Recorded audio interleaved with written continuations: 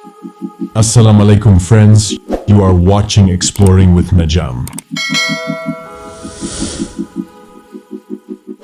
Cricket is the most popular sport in the world, and fans across the globe are passionate about it. In the subcontinent especially, cricket is adored to the point of fanaticism, particularly when it comes to matches between India and Pakistan. Today, let's discuss the history of this beloved sport, which is loved worldwide. Has the ball used in this game always looked the same? Has the bat always been as we see it today? Has an over always consisted of 6 balls? To discover these intriguing facts, be sure to watch this video until the end.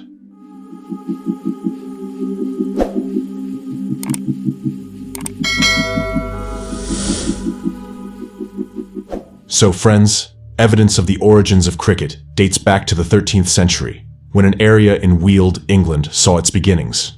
However, there isn't definitive documentary evidence for this. The most intriguing aspect is that children of that era created this game, envisioning it as a children's pastime. Historians often suggest that the word cricket is derived from the French word criquet, meaning club or stick. According to some experts, the name and even the foundation of cricket predate England and have roots in France. Cricket's true inception occurred in 1611 when it began being played in England. Slowly but steadily, the game gained traction, evolving from village cricket to the establishment of county teams. Alongside this progression, cricket started to be regarded as the premier game for gambling or betting in England. Consequently, it began to attract patronized and sponsorship. By 1744, all the laws governing cricket were codified, with further refinements made by the Melbourne Cricket Club, commonly known as MCC. In 1788, MCC, Melbourne Cricket Club, is a club with a unique uniform, and its members are often seen at Lord's Cricket Stadium. Then, in 1788, MCC decided on standards for cricket pitch length, 20 yards, the distance between creases, the size of wickets, and the weight of the ball. These standards were set by MCC during that time, since 1977, and MCC has been defining the laws of cricket up to the present day. It's intriguing to learn that before 1760, bowlers used the underarm technique, vastly different from today's method. Moreover, bats had a wider bottom, resembling hockey sticks more than the sleek designs we see now. However, post-1760, overarm bowling emerged, prompting a change in bat shape. As the British Empire expanded globally, cricket followed suit. By the 1700s, it reached North America, and by the 1800s, it was established in the West Indies and India. The historical spread depicted in the Bollywood movie Lagan serves as an example. Subsequently, cricket extended its reach to nations like New Zealand and South Africa. Friends, now I'm going to tell you something you may have never heard before. Do you know which teams played in the world's first international cricket match? Well, it was between Canada and the USA in 1844. Yes, that's right. These are the teams that you rarely hear about at the international level in cricket today. The match was played in New York, but cricket wasn't popular in either of these countries at that time. Actually, the first Test cricket match took place between England and Australia in Melbourne, Australia, not in 1977, but in 1877. This match marked the beginning of a historic rivalry between the two teams, which has persisted strongly ever since. Following this match, other countries gradually became part of the Test cricket format. Friends, let's talk about another interesting aspect of cricket. Did you know that at one point, an over in cricket used to consist of only 4 balls? In 1889, this was changed to 5 balls per over. Then, 11 years later, in 1900, it was increased to 6 balls per over. However, for some time in Australia, they even played with 8 balls per over. But finally, after 1980, the standard became 6 balls per over, which remains the same till today. So, friends, just like everything else, cricket evolved over time. What we see today, like the colorful kits, white ball, and floodlighting systems, wasn't always there. In the old days, cricket was played only in white kits. And then, the credit for modernizing cricket goes to Kerry Packer of Australia. In 1977, due to a dispute over TV rights, relations soured between the Australian Cricket Board and Kerry Packer, who was known as the media king of that era. Packer came up with a brilliant plan to shake things up. Back then, cricketers didn't earn as much as they do today. Packers saw an opportunity and launched the World Series Cricket, signing some of the world's best cricketers.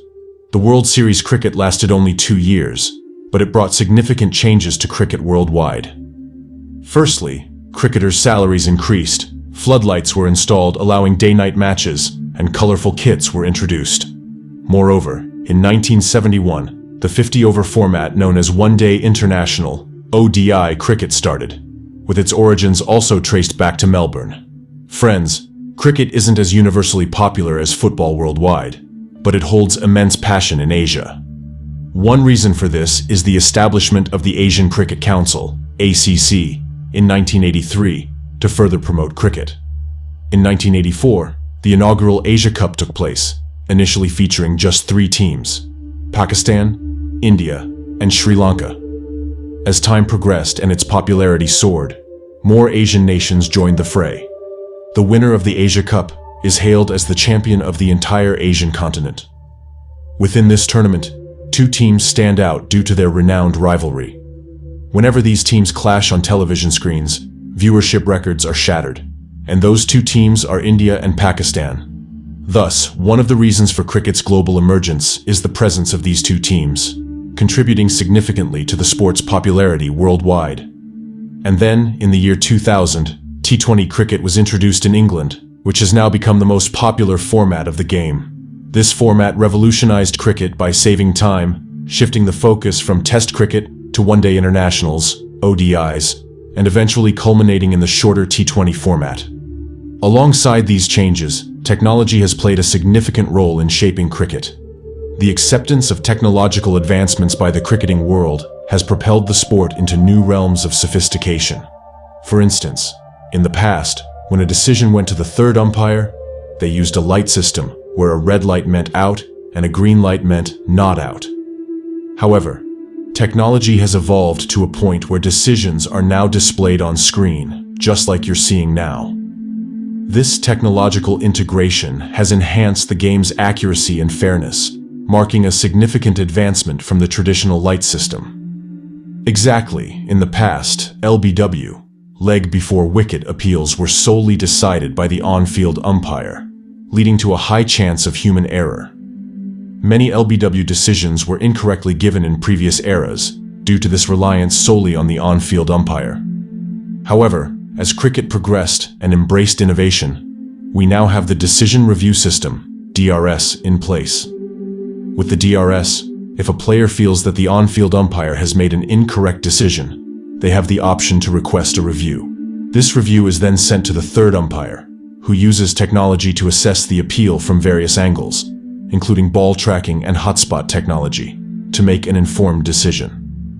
This advancement has significantly reduced the margin of error in LBW decisions and has added a new dimension of fairness and accuracy to the game. Previously, cricket fans witnessed simple and plain wickets with regular bails, but now special sensors have been installed in them. When the ball hits these sensors, lights start flashing, making it easier for umpires to make decisions. Moreover, technologies like Ultra Edge and Hotspot have made the umpire's job even easier by detecting faint edges or ball contact with the bat using thermal imaging. Furthermore, there has been a significant evolution in the format of Test cricket as well. Matches that were traditionally played during the day are now being played at night, introducing the concept of day-night Test cricket. These matches are played with a pink ball instead of the traditional red or white, making the game even more colorful and exciting. Looking ahead, it's intriguing to ponder how much more advanced cricket could become, especially with the introduction of T10 leagues, where each team plays just 10 overs. And one more interesting thing, starting from June 2nd, cricket's global festival is set to take place in the West Indies and America. The highlight will be the first ever match between Pakistan and India at the Nassau County International Cricket Stadium in New York on June 9th. This marks the first time America is hosting the T20 World Cup, making it a historic occasion. So, that wraps up our journey through cricket's history. I hope you found this video informative and enjoyable. I'll see you soon with another interesting video. Until then, take care and thanks for watching. Goodbye.